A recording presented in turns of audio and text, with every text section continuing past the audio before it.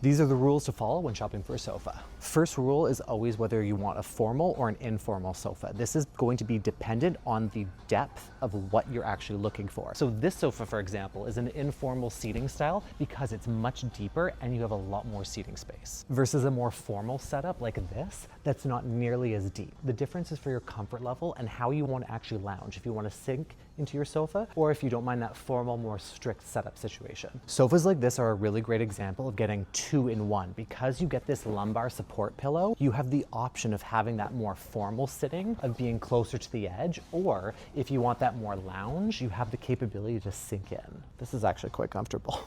Orientation and size is really important for your sofa as well, and the shape itself. With this setup, this is a right orientation. You can also get ones with a left. I always like to have these shapes in a corner so it doesn't break apart the room, especially if you have an open concept, so it doesn't cut off the path of travel. I personally gravitate towards ottomans with this kind of style that match your sofa, because what's great about this piece is that it allows you to change up the shape and what works with your space. You can have it on the left, you can have it on the right, you can have it on the middle as a floating ottoman. This makes your space a lot more versatile in terms of design. Height profile is also extremely important in any room, because as beautiful as this sofa is, depending on the scale of the overall room, this is going to be very low. I am massive on this very low sofa. This is a very European style, so if you're looking for something that's more lounge style, this works really great. But keep in mind, if you are over 5 feet tall, if your knees are past 90 degrees, getting up is going to be a little bit more of a chore. Depending on the style of your sofa, you always want to make sure that if you have individual cushions like this, there's a way for them to attach to the base. So these ones like this are very loose. So it means when you sit on this, the pressure